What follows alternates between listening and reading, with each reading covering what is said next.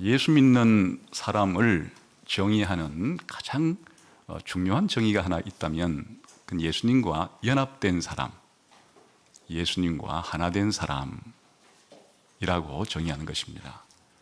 신자가 누구냐? 기독교인이 누구냐? 예수님과 하나가 된 사람이에요. 예수님과 연합이 된 사람입니다. 그렇기 때문에 자기 자신을 이해할 때 예수님과의 관계 속에서 자기 자신을 이해합니다. 내 삶의 목적이든 내 삶의 방식이든 나의 과거이건 나의 미래이건 예수님과의 연관성 속에서 자기 자신을 바라보고 또 살아가는 사람이 기독교인들입니다.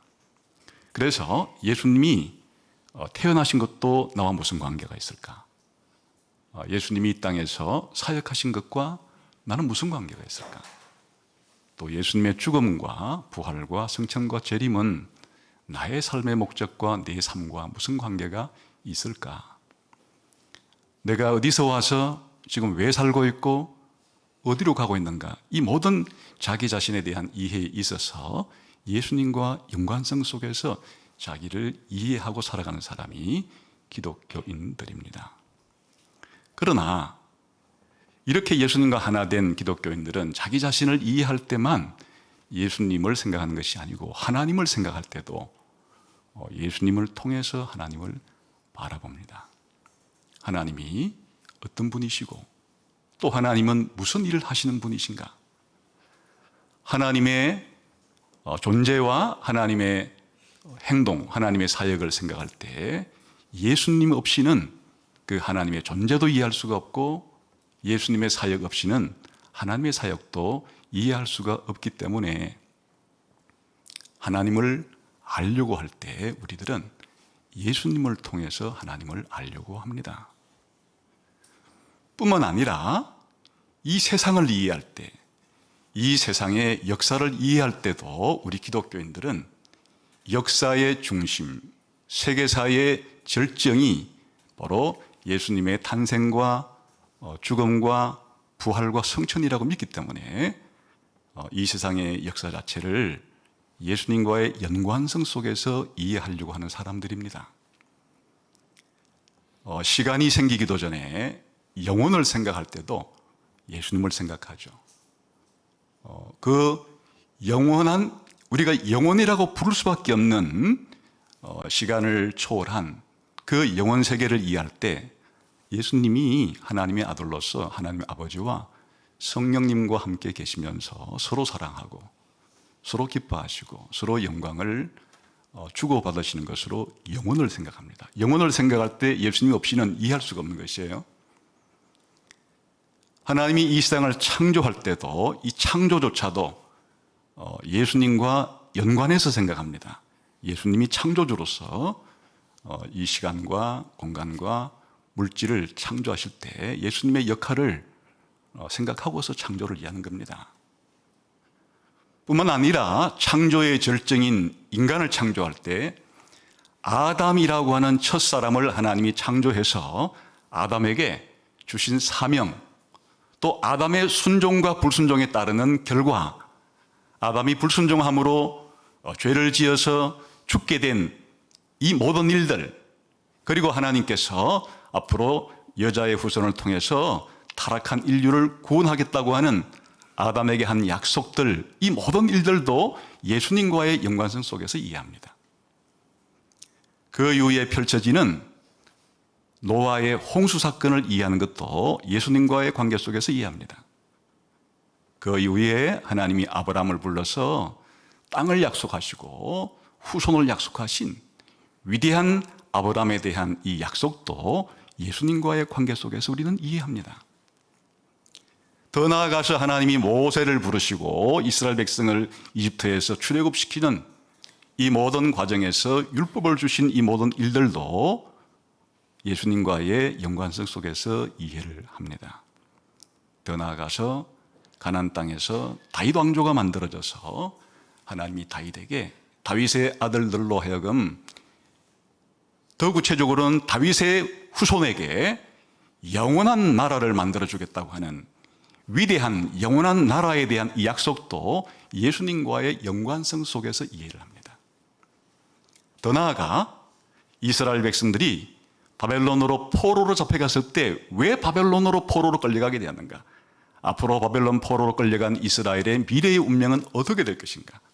하나님께서 이와 같은 문제를 가르쳐주기 위해서 이사야와 예레미야와 에스겔과 다니엘과 같은 수많은 선지자들을 보내어서 이스라엘이 왜 바벨론 포로로 잡혀가게 되고 또 어떻게 어떤 일을 통해서 미래에 자유와 해방을 맞이하게 될 것인가에 대한 모든 약속들이 예수님과 연관되어 있다고 믿는 사람들이에요.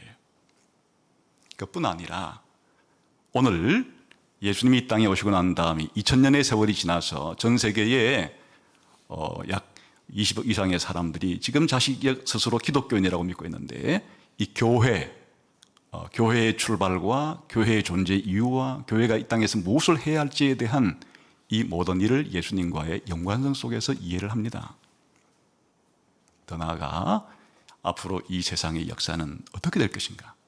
미래의 역사의 종말에 대하여 예수님과 연관해서 생각을 합니다. 세상의 종말이 있고 난 다음에 새로운 세상이 펼쳐질 때 새로운 세상에서 영원히 사는 것은 어떤 삶일까?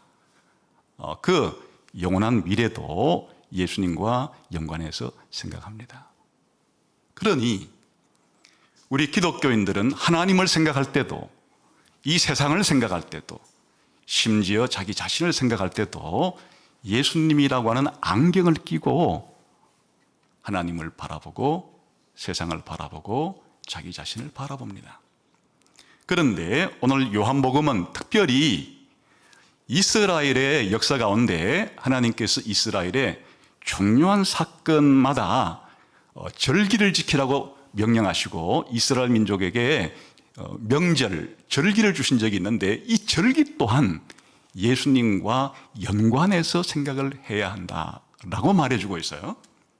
무슨 말인고 하니 이스라엘의 중요한 절기인 유월절 혹은 오순절 혹은 초막절 같은 이런 절기들이 상징적인 의미를 가지고 있습니다. 그런데 이 절기들이 가지고 있는 상징적인 의미는 전부 다 예수님이 와서 그 절기 속에 담겨 있는 상징들을 모두 다 성취하시게 돼요. 그러니까 쉽게 말하면 구약시대의 절기들이 예수님의 사역을 위한 설계도 같은 것이에요. 그래서 예수님을 소개할 때, 우리가 예수님을 이해하려고 할 때 구약시대의 이 절기와 예수님과 어떤 관계가 있는가 하는 것을 모르면 예수님을 이해하는 데 부족함이 생길 수밖에 없어요. 특별히 요한복음은 이 유대인의 절기에 따라서 예수님의 사역을 펼쳐요. 다시 말하면 예수님의 사역이 그냥 아무렇게나 이런 일도 하시고 저런 일도 하시고 그것이 아니고 유대인들에게 하나님께서 오래전에 주셨던 그 절기에 따라서 예수님의 삶과 사역이 펼쳐짐으로써 예수님은 구약시대의 이 절기들을 완성하고 성취하러 오셨다 하는 것을 말하려고 하는데 대단한 강조점을 둡니다. 한번 우리가 이 사실을 확인해 보기 위해서 몇몇 구절들 한번 읽어보죠. 요한복음 2장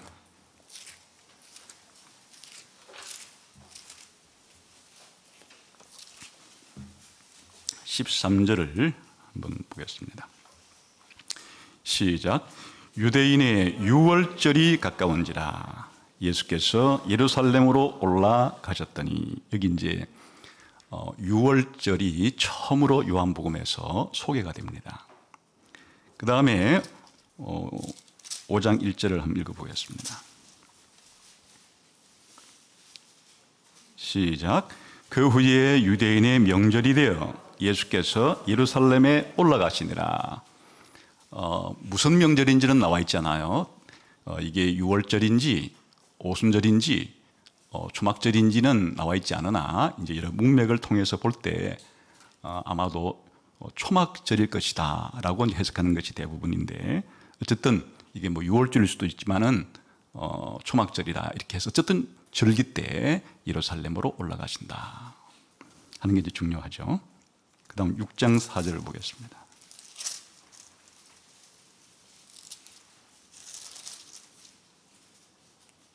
시작.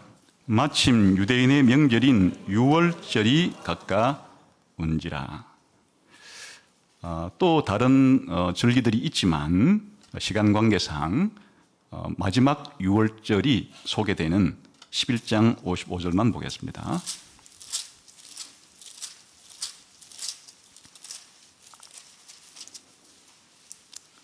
시작. 유대인의 유월절이 가까우매 많은 사람이 자기를 성결하게 하기 위하여 유월절 전에 시골에서 예루살렘으로 올라갔더니, 이 외에도 또 초막절에 예수님이 예루살렘 올라간 이야기들도 많이 있고 한데, 이 구절만 읽은 이유가 우리도 설날이든 추석이든 1년에 한 번 있는 것이잖아요. 그처럼 이런 유월절이라는 것도 1년에 한 번 있는 명절이에요. 그래서 지금 이 요한복음에 예수님께서 유월절에 예루살렘에 올라간 이야기를 적어도 아주 분명하게는 3번 말하고 있어요. 2장 13절, 6장 4절, 11장 55절에 예수님이 유월절에 예루살렘으로 올라갔던 얘기가 있고, 그 다음 아까 5장 1절에는 특정 명절은 말하지 않고 초막절이라고 우리가 생각한다 할지라도 어쨌든 거기에 또 1년에 한 번 있는 절기니까, 적어도 요한복음은 예수님께서 이 유월절에 예루살렘에 올라간 이야기를 4번을 밝혀주고 있는 셈이에요. 그러면 기본적으로 우리가 예수님이 이 땅에 오셔서 메시아로서, 하나님의 아들로서 우리의 구원을 위한 사역을 하실 때 흔히 한 3년 반 정도 공생애를 하셨다 하는 근거를 어떻게 찾는가 하면, 바로 이 요한복음의 유월절 때 예수님이 예루살렘에 올라간 이야기를 가지고 예수님의 공생애가 적어도 3년 반 정도쯤 될 것이다, 이렇게 추정하는 것이에요. 무슨 말인가 하면 2장 13절에 예수님이 처음 유월절에 올라갔는데, 그 이전에 세례 요한이 예수님을 향해서 이는 하나님의 어린 양이라 라고 소개한 때부터 예수님의 사역 기간이 나오는데, 그건 유월절 이전에 뭔가 예수님이 사역을 했다는 얘기죠. 근데 그 시간적으로 그 전해에 가을부터, 유월절은 봄에 있습니다. 3, 4월에 있는데 이때까지 한 거니까 한 6개월 정도, 요 첫 번째 유월절에 예루살렘 올라가기 전에 한 6개월 정도 사역한 기간이 있는 것이에요.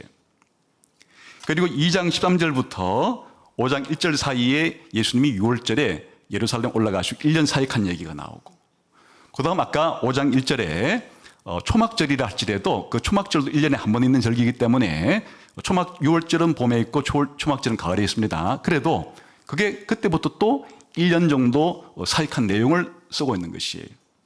그리고 11장 55절부터 예수님께서 또다시 유월절에 하신 사역을 기록하고 있기 때문에, 이렇게 하면 1년, 1년, 1년, 3년이 나오고, 그리고 이제 12장부터 마지막 장까지는 전부 다 유월절 때 일어난 사건이에요.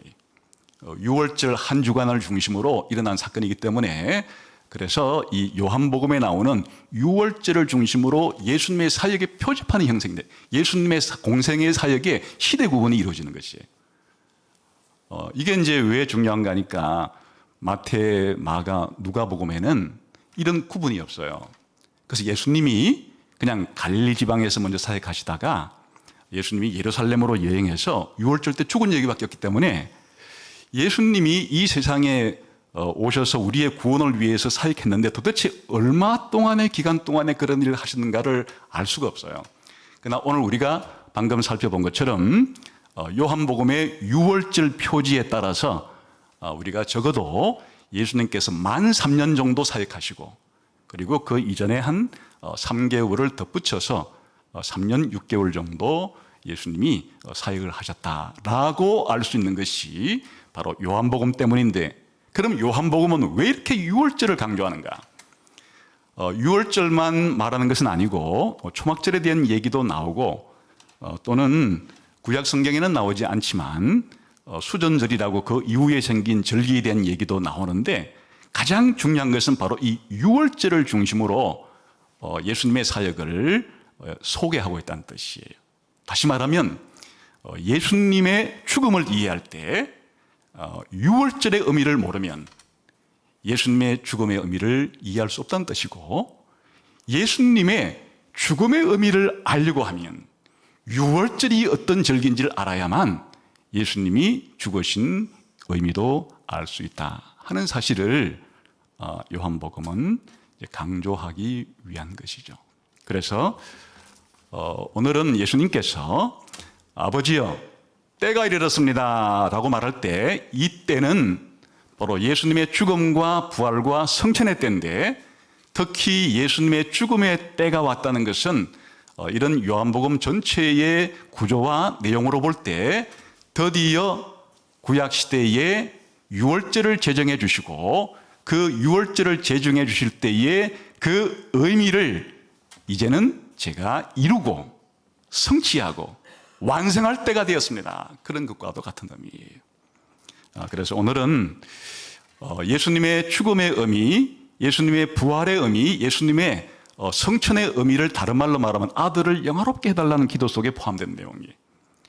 예수님께서 하나님께 아들을 영화롭게 해달라 하는 말의 의미는 예수님의 죽음이 뭔지, 예수님의 부활이 뭔지, 예수님의 성천이 어떠한지의 의미들을 이제는 드러내어 주셔서, 밝혀주셔서 사람들로 하여금 예수님을 믿고 영생을 얻도록 해달라는 뜻인데, 그 중에서 오늘은 예수님의 죽음의 의미를, 죽음 속에 드러난 예수님의 영광을 이해하기 위해서 요한복음이 강조하고 있는 이 유월절과 예수님의 죽음과의 관계를 살펴봄으로써 예수님의 죽음 속에 드러난 아들의 영광, 예수님의 죽음의 영광, 예수님의 죽음의 의미가 무엇인지를 살펴보고 우리 삶 속에 한번 적용하려고 합니다. 자, 우선 요한복음이 얼마나 예수님은 유월절의 성취이시다, 또 구체적으로 말하면 예수님의 죽음은 유월절 어린 양의 죽음의 성취다 하는 것을 강조하는지를 좀 살펴보겠습니다. 우선 요한복음 1장 29절을 한번 보죠. 이게 이제 참 중요한 구절이에요. 한번 봅시다. 19절부터 쭉 이제 세례 요한의 사역이 나오죠. 근데 이제 29절을 한번 대표로 읽어보죠. 시작. 이튿날 요한이 예수께서 자기에게 나오심을 보고 이르되 보라, 세상 죄를 지고 가는 하나님의 어린 양이로다. 이게 이제 요한복음은 구조상 1장 1절부터 18절까지 그냥 서론이에요. 서론인데 그 서론은 예수님의 영원한 때 이야기잖아요. 영원 창세 전에 태초에 예수님이 어떤 분이었나 하는 것을 이제 소개한 것이니까 시간과는 관계가 없어요. 영혼에 대한 이야기예요. 그리고 예수님의 성육신에 대한 이야기예요. 그런데 이제 본격적으로 예수님이 이 땅에 하나님의 아들이 인간이 되셔서 신인으로서 아니면 메시아로서 사역을 하시는데, 처음 예수님의 사역을 어떻게 소개하는가 하면 세례 요한이 예수님을 소개하는 것으로부터 예수님의 사역을 소개하는 거예요. 그런데 세례 요한이 예수님이 세례받으러 나오신 것을 보고서 뭐라고 예수님을 소개하는가 하면 첫 마디가 보라, 세상 죄를 지고 가는 하나님의 어린 양이다. 예수님을 소개하는 세례 요한의 첫 마디이자 가장 중요한 내용은 예수님이 하나님의 어린 양이라는 사실을 그렇게 소개해 줍니다. 예수님은 이 땅에 뭐 하러 오셨는가? 하나님의 어린 양이 해야 할 일을 하러 오신 거죠. 그럼 이 하나님의 어린 양은 도대체 뭘 말하는가? 구약 성경에 나오는 하나님의 어린 양들일 텐데 뭐 여러 가지 어린 양이 있을 수가 있어요. 우리가 가장 머릿속에 금방 떠오르는 것은 하나님이 아브라함에게 이삭을 바쳐라 라고 했을 때 하나님이 아브라함이 하나님 말씀에 순종해서 이삭을 바치려고 할 때 하나님께서 말리시면서 내가 양을 준비해 놨으니까 이삭 대신에 바치라 한 그 유명한 하나님의 어린 양, 그것을 생각할 수도 있겠고, 이제 우리가 유월절 때 출애굽을 하는 과정에서 하나님이 애굽 사람에게 심판을 내리는데 10번째 심판이 애굽의 모든 장자를 하나님께서 치시는 거잖아요. 그때 유대인들에게는 그 장자 대신에 유월절 어린 양을 잡아서 하나님께 바치고 피를 바르면 이스라엘의 장자들은 죽임을 당하지 않는, 그래서 유월절에 어린 양을 잡아가지고 문선주에 발라서 죽음을 면하게 되고 출애굽을 하게 된 그 유명한 출애굽 유월절의 어린 양을 생각할 수도 있겠죠. 그 이후에는 이스라엘이 성전에서 제사를 드리는데 각종 제사를 드릴 때 드리는 어린 양도 있지만 사실 매일매일 아침 저녁으로 번제를 드리는데 그때 어린 양을 가지고 번제를 드려요. 그 매일 성전에서 제사 드릴 때에 하나님의 어린 양을 생각할 수도 있겠고, 더 나아가서는 이사야 53장에 하나님의 종이라고 불리는 인물이 하나님 백성을 대신해서 죽고 부활하는 그런 인물이 나오는데 그 인물이 죽는 것을 뭐라고 표현하는가 하니까 도살장에 끌려가는 어린 양처럼 하나님의 종이, 여호와의 종이 죽임을 당해요. 그러니까 그 이사야 53장에 하나님의 위대한 종은 어린 양처럼 어린 양으로 또 비유가 되기도 해요. 이렇게 구약 성경에 하나님의 선택된 양으로서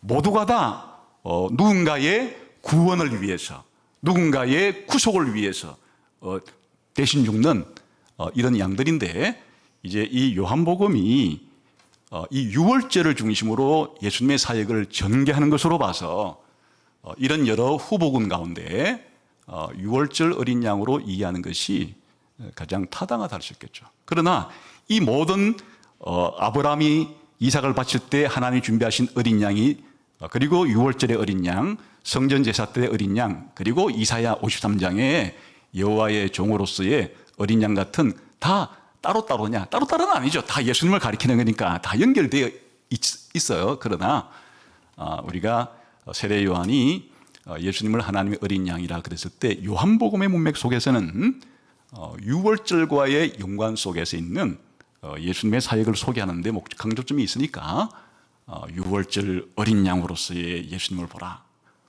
오늘날 좀 풀어 설명한다면 우리가 1500년 동안이나 매 유월절마다 어린 양을 잡아서 문설주에 바르고 또 어린 양의 고기를 먹고 이렇게 유월절 식사를 해오지 않았느냐?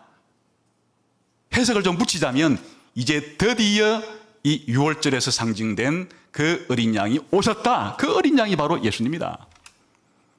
이렇게 세례 요한이 제가 이렇게 해석하는 것만큼 분명하게 알지는 못했겠죠. 왜냐하면 신약 성경에 있는 내용들을 총 정리해서 제가 하는 얘기니까 세례 요한이 그처럼 분명한 지식을 가지지 않았다 할지라도 세례 요한의 말 속에서 이와 같은 힌트를 우리가 얻을 수가 있습니다. 그러니까 이제 처음부터 요한복음이라는 성경책은 예수님을 유월절 어린 양으로 소개하고 예수님의 사역을 설명하기 시작한다. 그렇게 봐도 되겠죠. 그리고 이제 이후에 예수님께서 말을 하고 예수님이 어떤 행동을 하는 걸 기록해 놨죠. 그런데 예수님의 말을 이해하는데 예수님이 이 말씀을 왜 하시지? 또 예수님 이런 행동을 하시는데 예수님 이런 행동을 왜 하시지? 를 이해하는데 이 유월절이 예수님의 말과 행동을 이해하는 배경, 이해하는 문맥이 되는 것이에요. 예를 들어서 예수님께서 이제 요한복음 2장에서는 성전을 깨끗하게 만드시는 그런 성전 청결 사건을 일으키시는데 그 앞뒤에 성전 청결 사건의 시작 부분과 끝에 유월절 얘기를 하고 성전 청결 사건을 이야기해요. 다시 말하면 예수님이 성전을 청결하는 이것도 깊은 의미를 이해하려고 하면 유월절과의 연관성 속에서 이해해야 한다. 그런 뜻이. 조금 더 시간이 지나서 예수님께서 오병이어를 가지고 수많은 사람들을 먹이는 이 사건을 이해할 때도 그냥 예수님이 들판에서 오병이어로 수많은 사람들을 먹이시는 것으로 끝이 아니고 유월절과의 연관성, 마침 유대인의 명절인 유월절이 가까웠느니라 하고서 그 오병이어의 기적 사건을 소개해요.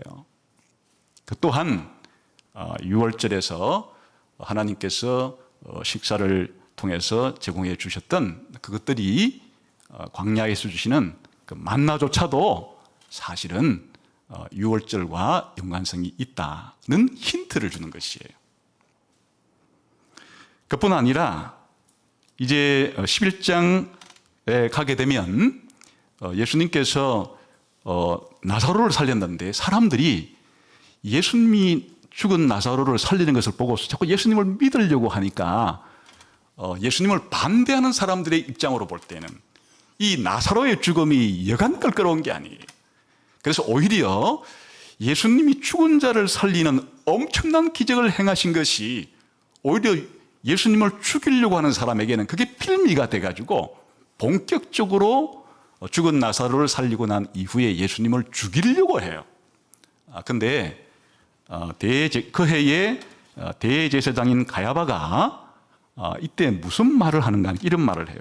한 사람이 백성을 위하여 죽어서 온 민족이 망하지 않게 되는 것이 너희에게 유익한 줄을 생각하지 아니하는도다 하였으니 이 말은 스스로 함이 아니요 그 해의 대제사장이므로 예수께서 그 민족을 위하시고 또 그 민족만 위할 뿐 아니라 흩어진 하나님의 자녀를 모아 하나가 되게 하기 위하여 죽을 것을 미리 말함이리라 하고서 끝에 유대인의 유월절이 가까움에 라고 설명을 해요. 무슨 이야기인가 하면 지금 묘하게 죽은 나사로를 살리신 이후에 유대인들이 예수님을 죽이려고 하는데 이 그 해에 이스라엘의 대표자인 대제사장이 예수님의 죽음의 의미를 자기도 모르는 식으로 예언을 해버렸어요. 어떻게 예언을 하니까 이 예수의 죽음은 마치 한 사람이 많은 민족을 위해서 죽는 것과 같이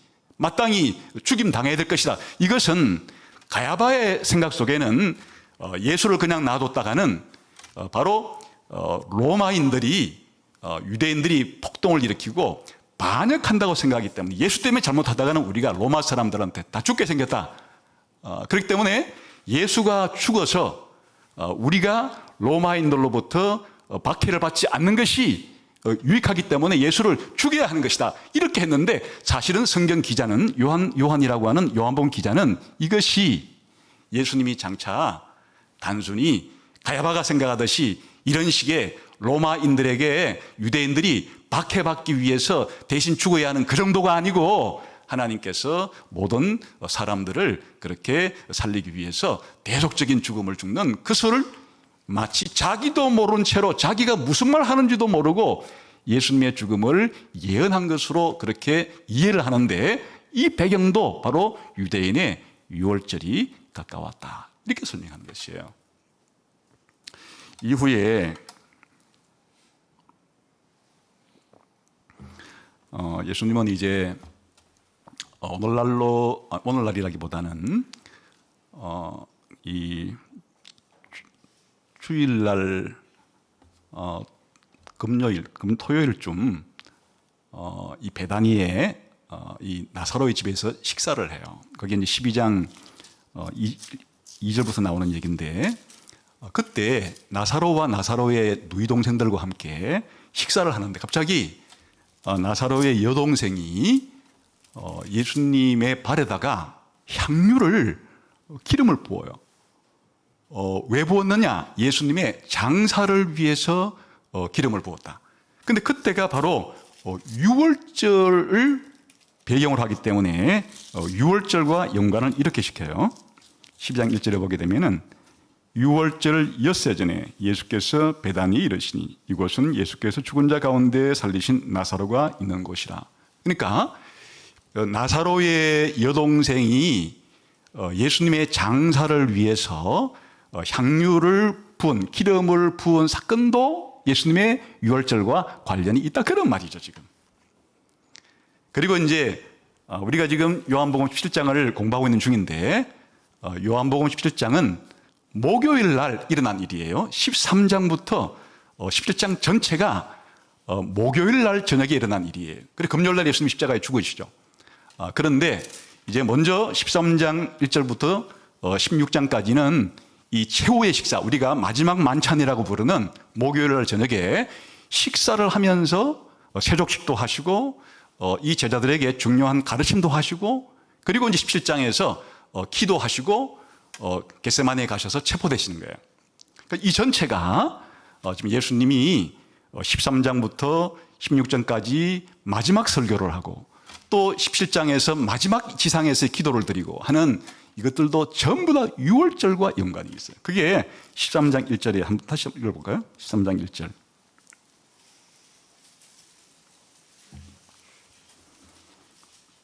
시작. 유월절 전에 예수께서 자기가 세상을 떠나 아버지께로 돌아가실 때가 이른 줄 아시고 세상에 있는 자기 사람들을 사랑하시되 끝까지 사랑하시니라. 그러니까 이제 예수님의 거의 12장부터 마지막 장까지 전체는 그냥 유월절 배경이에요. 유월절 배경 속에서 예수님이 설교도 하시고 기도도 하시고 드디어 재판받으시고 십자가에 죽으시고 장사되시고, 그리고 유월절 있는 그 주일날 부활하시고 하는 얘기가 나머지 얘기예요. 그러니까 전부 다 요한복음의 절반은 마지막 유월절 때 일어난 사건을 중심으로 기록하고 있는 것이다. 그래서 예수님의 사역을 이해하고 예수님의 말을 이해하고 예수님의 행동을 이해하는 데 있어서 유월절이라고 하는 이 사건의 의미가 중요하다. 그 모든 유월절과의 연관성 속에서 예수님이 말도 하고 행동도 하시고 그런 것으로 소개한다. 비교적 이젠 이건 간접적인 얘기고, 이제 보다 직접적으로 예수님께서 그러면 유월절과 관계를 맺으시는데 유월절에 무엇과 관계되시는가? 유월절의 어린 양으로서 죽으신다고 하는 것을 이제 분명하게 밝히기 시작해요. 우선 예수님이 십자가에 죽기 위해서는 빌라도에게 재판을 받았습니다. 그 빌라도가 예수님을 십자가형에 처하라고 언도를 하고 예수님이 십자가에 이제 처형이 됩니다. 그때 요한복음은 이렇게 빌라도에게 재판을 받으시는 과정을 이야기합니다. 그들이 예수를 가야바에게서 관정으로 끌고 가니 새벽이라 그들은 더럽힘을 받지 아니하고 유월절 잔치를 먹고자 하여 관정에 들어가지 아니하더라. 유월절이면 내가 너희에게 한 사람을 놓아주는 전례가 있으니 그러면 너희는 내가 유대인의 왕을 너희에게 놓아주기를 원하느냐 하니, 이날은 유월절의 준비일이요 때는 제6시라. 빌라도가 유대인들에게 이르되 보라 너희 왕. 지금 빌라도가 예수님을 재판하는 모든 과정에 계속 유월절 이야기를 하면서 빌라도가 예수님을 재판하는 과정을 설명을 합니다.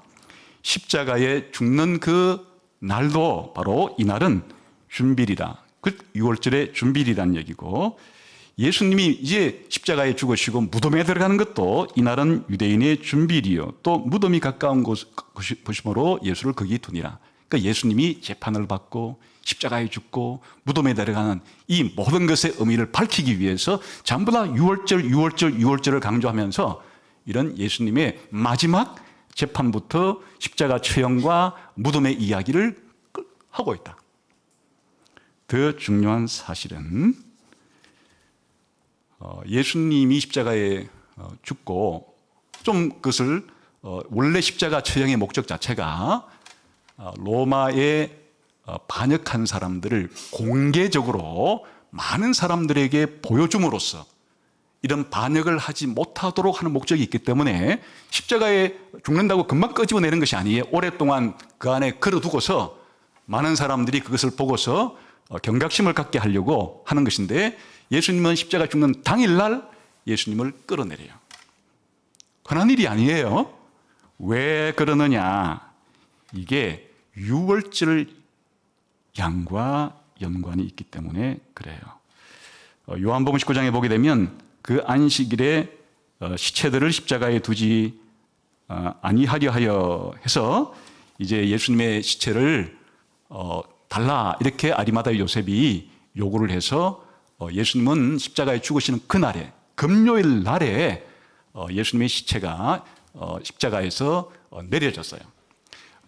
바로 예수님의 이 죽음이 유월절 어린 양의 죽음이라는 것을 강조하기 위한 하나의 장치이기도 해요. 왜냐하면 유월절의 어린 양은 어떻게 해야 되느냐? 출애굽기 12장 10절에 보게 되면 아침까지 남겨두지 말라. 아침까지 남은 것은 곧 불사르라. 그 유월절 양을 먹는데 유월절 양을 먹는 중요한 방법 가운데 하나가 그 유월절 저녁에 먹고 남은 것들을 며칠 동안 남겨가지고 먹어서는 안 되는 것이. 그날로 다 처리해서 고기를 남기지 말라. 이것과 연관이 있을 수밖에 없어요. 그 다음에 예수님께서 십자가에 달렸을 때 요한복음 19장 9절에 보게 되면 신포도주를 적신 해면을 우슬초에 매어 예수님의 입에 대었는데 우슬초에 이 포도주를 담아서 예수님의 입에 대어줄 때 이 우슬초는 어디에 써지는 것인가 하니까 유월절 양을 잡아서 피를 문설주와 문지방에 바를 때 우슬초를 어린 양의 피에 담아가지고 바를 때 쓰는 것이 우슬초예요. 예수님의 십자가에서 우슬초에 담긴 피를 가지고 포도주를 가지고 입에 댔다는 것 자체가 뭐를 상기시켜 주는 거니까 바로 유월절 어린 양의 피를 문설주에 발랐던 그 우슬초를 상기시켜 주는 역할을 한다. 다시 말하면 예수님의 십자가 자체가 온 세상의 문지방과 문설주로서 하나님께서 저 옛날 유월절 때 어린 양을 문설주에 발랐던 그것을 이제 예수님의 십자가와 연관해서 그렇게 설명하는 장치이기도 하다. 그런 뜻이에요. 더 나아가서 예수님이 십자가에 달렸을 때 다른 사형수들은 이제 빨리 죽지 않으면 빨리 죽으라고 다리를 꺾을 수도 있는데 예수님한테 오니까 예수님이 이미 죽어버렸어요. 그래서 다리를 꺾지 않았다 그렇게 말해요. 요한복음 19장 31절부터 보게 되면 예수께 이르러서는 이미 죽으신 것을 보고 다리를 꺾지 아니했다. 뭐 예수님이 십자가에 달렸을 때 예수님이 다리를 안 꺾은 게 뭐가 그렇게 대단한 일인가? 그 요한이 이 의미를 밝혀주어요. 이 일이 일어난 것은 그 뼈가 하나도 꺾이지 아니하리라 한 성경을 응하게 하기 위한 것이다. 지금 사도 요한이 요한복음을 쓸 때 예수님께서 십자가에서 죽고 난 다음에 공교롭게도 예수님의 다리를 꺾지 않은 상태에서 예수님의 시신이 내려온 것이 바로 구약 성경에 있는 이 구절을 성취하기 위해서 그리한 거예요. 그 성취 구절이 뭐예요? 바로 이 유월절 어린 양을 먹을 때 그 양의 뼈는 꺾지 말라고 한 거예요. 출애굽기 12장 46절에 한 집에서 먹되 그 고기를 조금도 집 밖으로 내지 말고 뼈도 꺾지 말지며. 지금 사실 사도 요한은 이 뼈를 안 꺾은 것만을 성경을 성취하기 위한 것이라 그랬지만 제가 좀 더 해석을 붙여서 예수님께 우슬초를 대고 예수님의 입에다가 포도주를 댄 것과 그리고 예수님을 당일날 오래 매달아 두지 않고 그날로 즉시 예수님을 십자가에서 내린 이 모든 것들이 유월절 어린 양에 대한 이 모형과 예표를 성취하기 위한 것이다. 이렇게 해석해주고 있는 것이에요. 여러분 우리가 요한복음을 좀 넓게 보아서 세례 요한이 처음 예수님의 사역을 하나님의 어린 양이란 것이 이렇게 십자가 사건 때는 아주 구체적이고 개별적으로 어떻게 예수님이 유월절의 어린 양이 되시는가를 이렇게 예수님이 재판받으시고 십자가에 죽으시고 무덤에 들어가는 모든 과정이 유월절에 일어난 사건들이고, 그리고 예수님께서 그날 당일날 끌어내리신 것과 예수님의 입에 우솔초를 된 것과 예수님의 다리가 꺾어지지 않은 이 모든 것들이 전부 다 유월절 어린 양으로서의 이 예표를 성취하기 위한 것이었다. 예수님은 하나님의 어린 양, 유월절 어린 양이라는 것을 강조하는 것이고, 기타 나머지 성전 청결 사건이건 오병이어를 가지고 수많은 사람 먹이는 사건이건, 혹은 나사로의 죽음으로 발생된 유대인들이 예수님을 죽이려고 하는 사건이건, 그리고 이 예수님이 십자가에 달리시기 전에 나사로의 여동생이 예수님의 발에다가 그 향유를 붓는 사건이건, 예수님께서 최후의 만찬으로서 그 식사가 바로 유월절 식사예요. 유월절 식사로서 최후의 만찬을 하신 것들 전체가 예수님의 말, 예수님의 행동, 이런 것들이 유월절을 성취하기 위한 것이고, 구체적으로는 유월절 어린 양을 성취하기 위한 것이다, 이렇게 강조를 하고 있다, 이런 말이에요. 사실은 사도 요한만 그렇게 하는 것이 아니고, 사도 바울도 예수님은 우리의 유월절 양이시다, 이렇게 아예 그냥 해석까지 붙여놓은 거예요. 지금 요한복음에는 그런 해석은 붙여있지 않고, 많은 예수님의 사건과 예수님의 말과 십자가에서 벌어지고 있는 여러 가지 정황을 통해서 예수님이 유월절 어린 양으로 말하고 있지만, 아예 사도 바울을 통해서는 예수님은 우리의 유월절 양이시다, 이렇게 분명하게 말을 하죠. 사도 베드로도 기본적으로 우리가 어떻게 죄를 용서받느냐, 금과 은으로 받는 것이 아니고 우리가 보배로운 이 피, 어린 양의 피로 우리가 속죄함을 받는다라는 말도 예수님이 유월절의 어린 양이라는 말이에요. 그리고 우리가 지금 성찬식을 매주 하거나 매달 한 번씩 하는데, 이 성찬식이 바로 예수님의 유월절 식사가 오늘날 우리 기독교인에게 성찬식으로 그렇게 이전되어서 성취와 완성을 바라보면서 하는, 오늘날 우리 성찬식은 바로 기독교인들의 유월절 식사라고 해도 되는 것이에요. 자, 그러면 이제 한 가지 중요한 원리 하나를 발견했는데, 예수님의 죽음은 무슨 의미가 있는가? 예수님이 왜 죽으셨는가? 예수님의 죽음이 이 세상과는 무슨 관계가 있는가?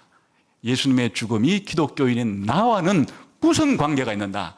이런 질문을 던질 때 예수님의 죽음의 의미를 이해하려면 유월절을 봐라, 유월절 어린 양을 봐라, 이것이 요한복음에서 강조하는 바이고, 또한 신약성경에서 강조하는 바라, 그런 뜻입니다. 그러면 유월절 어린 양은 유월절 때 어떤 의미를 가지는가? 그건 제가 예전에 유월절에 대한 설교를 몇 차례 하면서 설명을 드린 바가 있지만, 또 몇 년 전에 한 일이라 아마 기억이 안 나실 분도 있어요. 간단히 요약하면, 유월절은 유월절 양을 가지고 중요한 세 가지를 해야 되는데, 하나는 유월절 양을 잡아요. 유월절 흠없는 양을 잡아야 하고, 두 번째는 그 유월절 양의 피를 뽑아서 그 피를 문설주와 문지방에 바르는 거예요. 그리고 세 번째는 유월절 양을 그날 밤에 식사로 먹는 것이에요. 이렇게 유월절 양을 잡고 그 피를 문설주에 바르고, 그리고 그 양의 고기를 먹는 것이 유월절 행사예요. 그런데 다 상징적인 의미가 있어요. 흠없는 어린 양을 잡는 것은 이제 그 이후에 해석을 해놨는데, 바로 애굽의 장자들이 유월절 밤에 죽임을 당할 때 유월절 어린 양은 이스라엘 장자들을 대속하기 위한 양이에요. 그러니까 유월절 양이 죽는 것은 이스라엘의 장자들이 죽어야 하는 죽음을 대신 죽는 죽음이 유월절 양의 죽음이에요. 그 유월절 양이 왜 죽는가? 바로 유월절 밤에 하나님의 진노를 받아서 죽어야 할 이스라엘의 장자를 대신해서 죽는 죽음이 유월절 어린 양의 죽음의 의미예요. 대신 죽음. 그걸 대속이라고 불러요. 대신 죽는 거예요. 유월절 양이 죽어야 될 이유가 하나도 없어요. 왜 유월절 양이 죽느냐?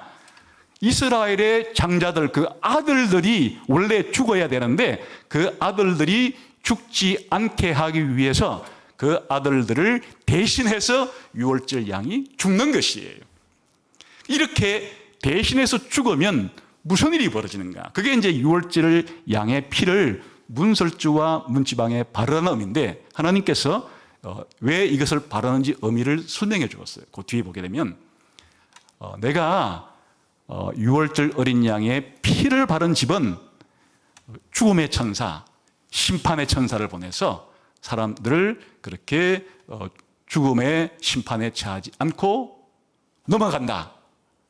다시 말하면 그 유월절 양이 그 집안에 있는 사람들을 대신해서 죽었기 때문에, 그게 문설주와 문지방에 발렸기 때문에 이미 그 유월절 피가 발려있는 그 안쪽에 있는 사람은 원래 죽어야 마땅한 자들이지만 이 유월절 피가 대신 죽었다는 것을 증거하고 있으므로 유월절 피가 발린 집은 내가 심판을 행하지 않고 하나님의 진노를 내리지 않고 그냥 넘어가겠다 하는 의미가 바로 이 유월절 피 바른 의미. 다시 말하면 하나님의 진노, 하나님의 저주, 하나님의 심판을 이제는 받지 않게 한다 하는 의미로서 피를 바르는 것입니다. 유월절 양고기를 먹는 것은 물론 이제 그 다음 날부터 행군을 해야 되기 때문에 이렇게 이제 출애굽을 하기 위한 식사이지만은 이 고기를 먹는 것은 이제 이후에 제사의 성물을 먹는 것은 바로 제사의 희생제물로 바친 고기를 먹는 것은 그 사람을 거룩하게 만들어요. 거룩한 하나님의 백성으로서 이제 하나님과의 교제를 하기 위해서 그렇게 고기를 먹으라는 의미가 있어요. 그러니까 예수님의 십자가의 죽음은 유월절 어린 양으로서의 죽음이고, 예수님이 유월절 어린 양으로 죽었다는 말은 바로 유월절 어린 양이 행한 이것을 예수님께서 드디어 그동안에는 그냥 설계도 속에 그냥 모형으로만 있었던 내용들이 드디어 역사의 한가운데서 벌어지게 되었다는 얘기예요. 그게 뭔가 하면 바로 죄인들을 대신해서 죽는 대속의 죽음을 예수님께서 십자가에 죽는다는 얘기예요. 다시 말하면 불신자들만 영원의 지옥 가는 것이 아니라 저와 여러분도 원래는 아담의 죄 있는 후손으로서 저와 여러분도 영원한 하나님의 진노와 저주와 심판을 받아서 영원한 지옥에 들어가야 마땅한 존재들인데, 예수님의 십자가의 죽음은 바로 저와 여러분들이 하나님께 받을 그 지옥의 저주, 지옥의 심판, 지옥의 쓴 잔을 예수님께서 대신해서 받아 마시고 죽으신 것이라는 것을 유월절 어린 양의 성취로서의 예수님의 죽음은 웅변적으로 말해주고 있는 것이에요. 더 나아가서 예수님의 십자가의 그 피가 우리들에게는 이제 증거가 되는 것이에요. 왜 우리가 당장 죽어서 하나님 앞에 서든 아니면 예수님이 재림할 때 부활한 상태에서 최후의 심판 앞에 서든, 왜 하나님은 예수 믿는 우리에게는 최후의 심판을 통하여 하나님의 진노와 저주와 심판을 우리들에게 행하지 않는가? 예수님의 피가 우리가 그렇게 심판을 받지 않아도 된다는 증거물이 되는 것이에요. 하나님께서 예수 믿는 우리를 볼 때는 마치 이스라엘 사람들이 유월절 밤에 유월절 어린 양의 피가 문지방과 문설주에 발린 사람들은 심판의 천사가 그 집을 넘어갔던 것처럼 최후의 심판날 예수님을 믿는 사람들은 십자가에 매달렸던 십자가에서 흘리신 예수님의 그 피가 예수 믿는 여러분에게 발려 있어서 하나님께서 공의로우신 하나님이시지만은 예수 믿는 사람들에게는 하나님의 진노를 내리지 않고 더 이상 정죄하지 않는 이유가 바로 유월절 어린 양 되시는 예수님의 피가 예수 믿는 사람에게는 발려 있기 때문이에요. 더 나아가서 우리가 예수님을 통해서 이제 거룩한 신분이 되어서 영원토록 하나님과의 교제 속에 들어갈 수 있게 된 이 또한 예수님께서 자신의 몸을 유월절 어린 양의 고기처럼 우리에게 내어주심으로써 우리가 예수님을 믿어 거룩하게 되어 이제 하나님과의 교제의 자리, 영원한 잔치의 자리, 영원한 하나님 나라의 복락의 자리로 들어가게 되었다. 이것을 신약 성경의 사도 바울식으로 설명하자면 예수님의 유월절 어린 양으로서의 죽음은 우리의 죄를 대신해서 죽은 대속적인 죽음이고 그로 말미암아 우리에게 내려야 될 하나님의 진노는 멈추어졌으며 우리 속에 있는 수많은 죄들은 깨끗하게 씻김을 받고 이제 하나님과 우리는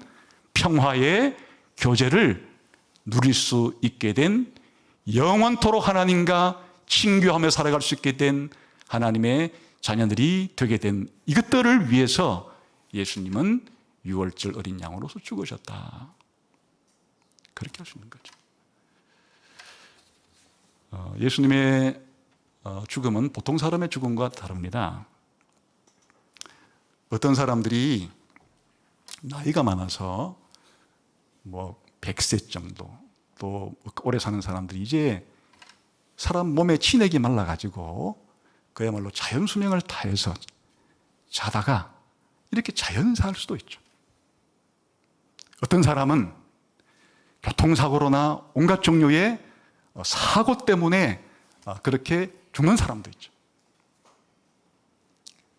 어떤 사람은 질병으로 죽는 사람도 있죠. 이런 죽음하고 예수님의 죽음은 다른 거예요. 또 우리들은 자신이 이렇게 나이가 많아졌건 아니면 질병 때문이건 사고 때문이건 이렇게 죽지 않고 다른 사람을 위해서 좀 좋은 일 하다 죽을 수도 있잖아요. 하다못해 그 전철역에서 전철에 떨어진 애를 구하기 위해서 내려가 가지고 애를 들어놓고는 자기가 전철에 치여 죽으면 우리는 의인이라고 부르죠. 그 어린 아이 생명 하나를 살리고 자기가 대신 죽었다. 아니면 자기 가족을 위해서 자기 목숨을 내던지든 아니면 나라를 위해서 전쟁터에 자기 목숨을 내던지건 이렇게 자기 자신을 위해 죽지 않고 누군가 다른 사람을 위해 죽을 수도 있죠, 사실. 그러나 그렇다고 해서 그것 자체가 우리의 아담이 범죄한 그 범죄의 문제를, 죽음의 문제를 해결해 주지는 못해요. 우리 속에 있는 죄의 이 더러움을 씻어주는 역할을 누가 어떤 죽음으로 그걸 해결할 수 있겠어요? 더 나아가서 지옥의 형벌, 하나님의 저주와 진노, 사단의 통치 속에 빠져있는 사람들을 누가 이 죽음으로부터, 지옥으로부터, 사단의 권세로부터 해방시킬 수 있는 죽음을 죽을 수 있겠어요? 예수님 죽음은 그런 죽음이에요. 예수님의 죽음은 하나님의 진노를 나 대신에 우리 대신에 받아 죽은 죽음일 뿐 아니라 우리 속에 있는 온갖 더러운 죄들도 깨끗하게 흰 양털처럼 흰 눈처럼 씻을 수 있는 효력을 가지는 그런 죽음이고 심지어 우리를 죽음에서부터 건져주시고 장차 지옥으로부터 해방시켜 주시고 그리고 사단의 종노릇으로부터도 해방시킬 수 있는 이런 죽음은 예수님의 죽음밖에 없는 것인데 그 예수님의 이와 같이 위대한 죽음이 인류 역사의 중심이고 핵심이고 절정이 아니라면 무엇이 인류 역사의 절정이 되는 거예요? 하나님이 아담을 창조해서 아담에게 요구한 그 요구사항을 아담이 다 만족시키지도 못하고 오히려 하나님께 불순종해서 죄인이 됨으로써 아담의 모든 후손들을 죄인으로 만들게 된, 그리하여 죽고 지옥 가고 사단의 종노릇되게 된, 이것은 인류 최대의 문제예요. 우리가 자연사로 죽건 질병으로 죽건 사고로 죽건 다른 사람을 위해 죽든 전부 다 죄값으로 죽는 것이에요. 그리고 우리의 눈에는 보이지 않지만 불신자들의 죽음은 바로 엄무로 가는 것이고 나중에 주님 재림할 때는 지옥불로 들어가는 것이고 이와 같은 문제가 우리 남녀노소 동서고금의 모든 사람의 최대 최고의 중요한 그런 문제인데 예수님의 유월절 어린 양으로서의 죽음은 이 인류의 난제 중의 난제, 인류의 문제 중에 문제인 죄와 죽음과 지옥과 사단의 문제를 해결하기 위해서 죽은 죽음이에요. 그러니까 예수님의 죽음을 믿는 것은 복음을 믿는 것이고, 이와 같은 예수님의 죽음을 전하는 것이 복음을 전한다고 하는 것이고, 기독교는 바로 예수님의 이 죽음 속에 담긴 위대한 비밀을 알고 이 위대한 비밀을 다른 사람들에게 알리는 사람들이 바로 기독교인이고 교회라는 것이에요. 예수님은 십자가를 앞두고 이제 내일이면, 지금 목요일 날 기도 드리고 있는 거니까 금요일, 내일이면 십자가에 매달려 6월절 어린 양처럼 죽으시게 되는데, 이렇게 제가 내일 죽게 될 때 6월절 어린 양으로서의 이 죽음의 의미가 밝혀지고 드러나서 사람들로 하여금 놀라운 내 죽음 속에 담긴 구원의 비밀들을 믿고 영생을 얻을 수 있도록, 제 십자가의 죽음이 헛된 죽음이 아니라 이와 같이 6월절 어린 양으로서의 위대한 대속과 하나님의 진노로부터 우리를 구원하는 것과 우리의 모든 죄를 씻어주는 것과 하나님과 교제할 수 있도록 하나님과 하나 되게 만들어주는 사단의 권세로부터 벗어나게 되는 이 위대한 역사로서 죽어야 된다는 사실을, 이걸 하기 위해서 내가 왔다는 사실을 좀 사람들이 알 수 있도록 하나님 아들을 영화롭게 해 주십시오 라고 기도를 드린 겁니다. 오늘 예수님의 기도 속에 드러난 이 기도가 여러분 속에 성취되어서 여러분이 이제는 예수님의 죽음이 참으로 영광스러운 죽음이구나, 6월절 어린 양으로서 예수님의 죽음은 참으로 달콤한 죽음이구나, 예수님 자신에게는 엄청난 지옥의 권세를 맛보는 것이었지만 우리들에게 들릴 때는 참으로 예수님의 십자가가 청아하게 은혜롭게 들리는구나, 내가 나 된 것은, 내가 신자가 되어 살아가는 모든 목적은 이 십자가의 죽음 속에 담긴 하나님의 은혜와 예수님의 사랑과 성령님의 이와 같은 것을 믿게 해주시는 것으로 말미암아 오늘의 내가 되었구나, 그리고 이 십자가의 죽음의 기초에서 내 삶을 살아가고 이 십자가의 복음을 전해야 되겠구나 하는 이와 같은 각오와 결단이 여러분에게 새로워지기를 주님의 이름으로 축원합니다. 기도하겠습니다.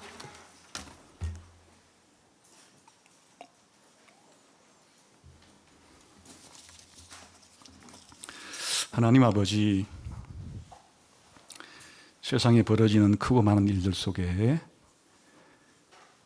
수많은 사람들이 죽고 또 고통받는 것을 보면서 도대체 왜 이런 일이 일어나야 하나, 풀리지 않는 수수께끼 같은 이 문제 때문에 우리가 살아가는 데 많은 어려움을 겪고 또 우리 자신에게 닥치는 고통과 또 내가 앞으로 죽어야 될 죽음에 대한 두려움 때문에 나의 미래에 대해서 좌절하는 사람들도 있습니다. 그러나 오늘 예수님의 십자가의 죽음, 6월절 어린 양물의 죽음 속에서 하나님이 사람을 창조하신 목적과 이유, 아담이 타락하여 실패한 내용, 예수님의 죽음으로 이 모든 문제를 해결하시는 하나님의 위대한 지혜와 능력, 하나님의 공의와 사랑을 우리가 충분히 깨달아 예수님의 십자가를 바라볼 때